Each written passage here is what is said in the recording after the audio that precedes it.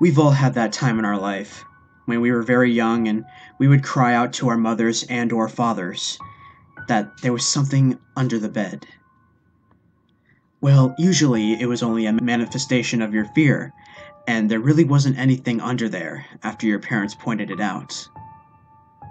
So, nothing to actually be afraid of, right? Well, in some terrifying cases, there really was something under the bed. Here is a collection of such stories, in which the cries for help were lucky to be heard.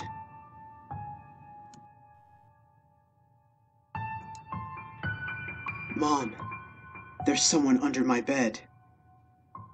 So after being hooked on this thread for the past few days, I decided to post my own story from when I was 5 or 6. The story starts in the summer, circa 1990, in a Dallas suburb. As a child, and still today, I was very whimsical and didn't pay much attention to anything that didn't concern me in the moment. It was a summer day and I was playing in my backyard. My mom had to run some errands, so of course I stalled and waited till she was walking out of the front door, until I finally dragged my ass to join her. "Did you shut the sliding door?"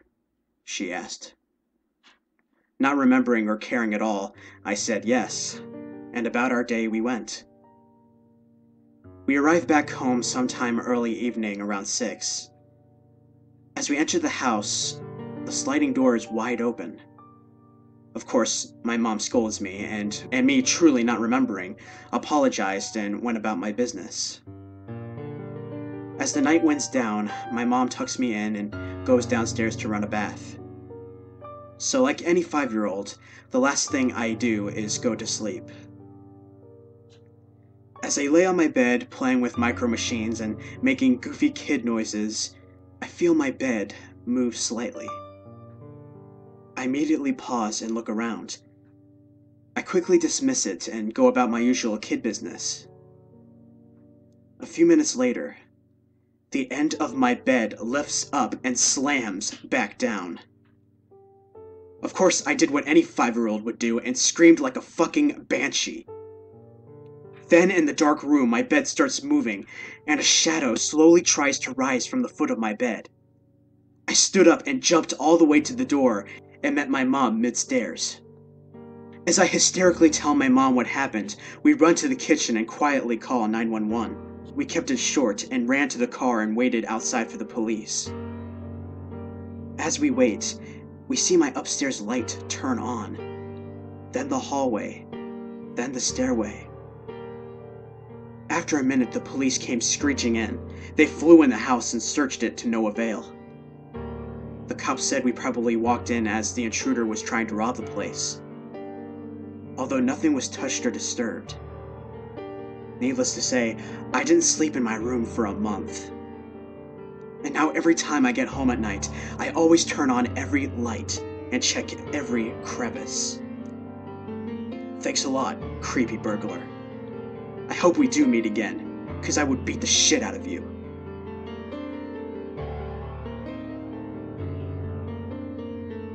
The thing under my bed. Some people are scared of spiders. Some people are scared of heights. I am scared of the dark. My dog sleeps in my room, and I often sleep with a nightlight on. Every single limb has to be under a blanket, and every single night I check under my bed. I didn't used to be so frightened, until one night, when it happened. A year ago, I had gone to bed very, very tired. Lying down in my bed, I relaxed, looking forward to a good night's sleep. Shutting my eyes, I half drifted off. My foot was at the very end of my bed, poking almost through the wooden slats. Just as I felt like I was about to drift off, something grabbed my foot. It was just for an instant, but it was enough to feel the exact texture and pressure of the hand which grabbed me. The fingers gripped tight, and what I can only describe as claws were digging into the ball of my foot. Aside from the claws, the rest of the hand felt very, very smooth. Immediately, I wrenched my foot back and huddled under the blankets. My heart was almost beating out of my chest. All I could think of was someone or something under my bed had grabbed my foot, and for all I know, they were still under there. I drifted off eventually, though how I did I'll never know. In the morning I woke up, and the night's events gradually returned to my sleepy brain. I dismissed it as a dream. I did check under the bed, and there was nothing there, and no sign of anything having been there either. I went through the whole day perfectly fine, and my friends and I laughed about my dream. Everything went well until I got home and took off my shoe. Right on the ball of my foot were 4 deep scratches. Since then, I have always checked under my bed. So far, nothing has happened. But still, better to be safe than sorry.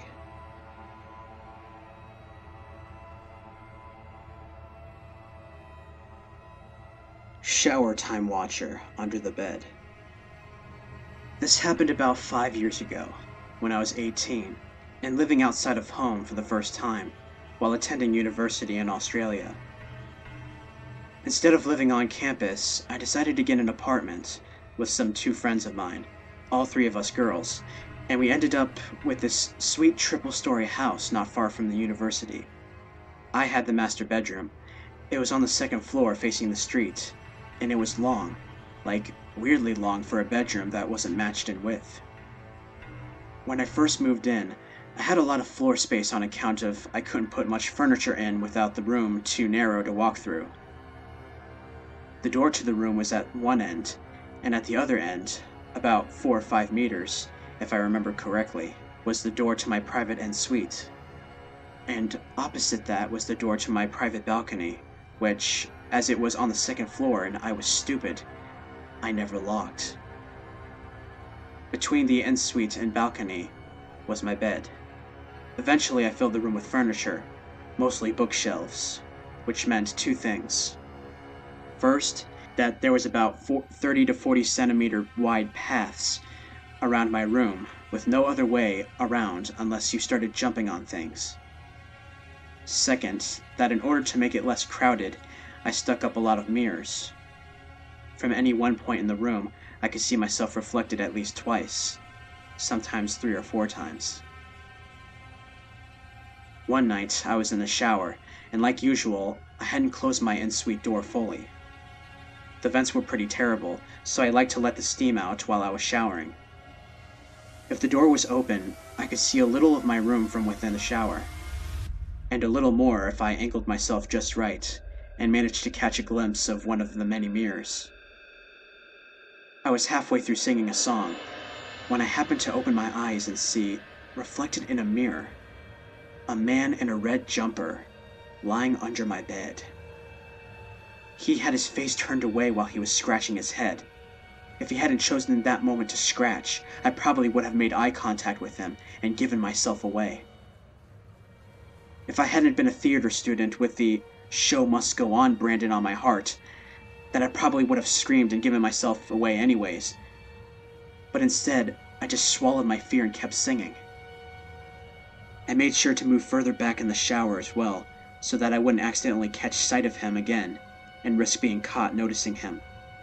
Because of the narrow path through my room and the fact that it was so long, there was a 0 chance that I'd be able to make a break for my bedroom door without him grabbing me. From where he was lying, he would be able to reach out and grab my ankle the second I stepped foot out of the bathroom. My phone was on my bed, so I couldn't grab that and call for help. Screaming for my housemates would probably end with Mr. Under the Bed climbing out and murdering me before they could do anything. But I couldn't stay in there forever. Desperately singing the guitar parts of the song, I tilted the shower head away from me and grabbed my towel off the hook, wrapping it around me so that at least I wouldn't be naked when I emerged. I don't know if he wanted to murder me or just see my vagina, but Mr. Under the Bed definitely saw some vagina that night, because I threw open the door and immediately jumped and landed on the bed. He looked quite shocked as I passed over him. I bounced from the bed to the floor, and I pulled the balcony door open, ran out, and then scared the ever-loving shit out of some neighbors as I vaulted the railing in a towel while screaming about an intruder. My housemates were in the living room downstairs and saw me fall through the air into what they assured me was a very majestic heap on the ground. My injuries were minor, and more importantly, my towel stayed on. I explained, or rather screamed, the situation to them as they all ran outside, and to the neighbors who then went in to go look for the guy. Mr. Under the Bed had already made a break for it through the back door by the time they got there. We called the police and they found his jumper 2 doors down, probably ditched because it was bright fucking red and noticeable. Come on, Under the Bed, get your shit together and wear darker clothes like a normal creeper. But not the man himself. 5 years later, and I've come to tell the story with less horror than I originally did. But now I'm compulsive about locking every door and window in the house, even if my housemates don't think it's a big deal.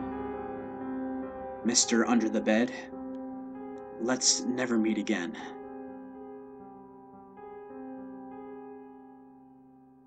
I found a photograph under my bed, and now I'm terrified. I normally don't write about my life online. I am an average girl who is in university, who is just trying to take classes and do well. However, what happened to me the other day is just too strange not to talk about. I am looking for advice because I don't know what to do. I'm terrified. I can't work and I can't sleep. I can't get this image out of my mind. The past couple of weeks have seemed normal. There have been a few things that seemed unusual, but I brushed them off as part of my imagination. I have a very active imagination, so sometimes I allow myself to freak out over tiny things. My room is my safe haven, and I doubted that anything could really disturb me. I live in a 2-bedroom apartment with my roommate. I don't see her very often, which is good because she's kind of stuck up.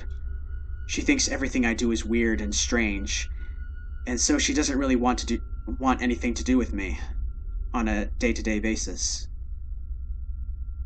My bedroom consists of a wardrobe, a bed with floral patterns, and white curtains that match the bed. My room is very small but comfortable. I usually keep it pretty messy and leave my clothes all over the ground. I use my bedroom as a place where I can escape the outside world. But lately, I've been feeling like I'm being watched. Knowing that I was probably overreacting, I pushed those feelings from my mind. The first thing that stuck out to me that seemed strange was the fact that when I got home one day, it looked like someone had been sleeping in my bed. I remembered making my bed that morning, but who knows, maybe I forgot. The weirdest part about this was the fact that I noticed that it still felt warm, as if I, or someone else, had just gotten out of it. I always locked my apartment, and I don't live in a bad area or anything. I have good friends and no enemies who would want to hurt me. I felt pretty freaked out by this, but not enough to call the cops or anything. It could easily just have been nothing. I decided to fall asleep in my bed that night, and had no problems whatsoever. I slept like a log. The next morning I felt strange. My sleep had been long and uninterrupted, but I felt like I was being watched again. I quickly jumped out of bed and walked over to my closet, and picked out a dark blue shirt and black pants. Then I walked over to the bathroom to wash my face and brush my teeth. The wooden floors were cold on my feet, and the bathroom tiles were colder. I put some water on my face from the sink, and then looked in the mirror. I noticed I had a bruise on my shoulder. I traced the outline with my finger, It was a purplish blue with a hint of yellow. It looked horrible, and I wondered where it came from. I stared into my eyes and noticed that you couldn't see that they were brown anymore. They were dark and puffy. I felt and looked terrible. I brushed my long hair to the side of my bruise on my shoulder in an attempt to hide it. That'll do, I guess, I thought to myself. I have low iron, but it's not low enough to create bruises like that. The only rational explanation I could think of was that I must have been sleepwalking. I used to do that as a kid, so maybe I started doing it again. I felt kind of nervous though, wondering what I could have been doing in my sleep to end up with a bruise so dark. As I said before though, I have an active imagination, so rather than go there, I decided to just ignore these thoughts and go on with my day. I decided I would go out and buy a video camera so maybe I could record what was happening when I fell asleep. The bruise on my shoulder seemed to be getting worse, and bruises seemed to be appearing on my legs and stomach. I set up the camera in my bedroom that night. I stood it up so my bed and window were in focus. Then I went to bed. It was hard to sleep while on camera. Knowing I was being filmed made me feel so uneasy. At the same time, I was so curious to what I could have been doing in my sleep that caused me physical trauma. Still, I tried my best to put those feelings to bed and go to sleep. In the morning, I noticed more bruises, but on my chest this time. I checked the camera and noticed that it was gone. I wondered perhaps if my roommate had seen the camera and put it away, so I decided to shoot her a text. She takes and moves my things all the time. During the day, if I'm not at school, I'm at work. I work as a waitress in a nice pub near my house. My manager noticed bruises on my neck, behind my dark hair, and told me that I should probably leave to go have that looked at. He also said that the bruises were so bad it might make the customers uneasy. I understood even though I didn't want to. At this point, I started to give up. I decided I would go to the clinic to get a checkup, but resented that I had to. Still, I called and made an appointment for the following morning. When I got home, I felt something strange. There was a strange odor lingering in the air. It was thick and smelled like something had died. I sprayed some Febreze while I looked for what could be the source of the smell. I followed it to my room and then I slowly opened the door. My room smelled disgusting. I wasn't surprised because I hadn't cleaned it in a while. I decided that maybe it was time to clean it. I grabbed some Febreze, some gloves, soap, and a washcloth, and decided I would clean and make my room look really nice. I found old wrappers, clothes, and garbage under my bed. I also found some crumpled up papers and lots of water bottles.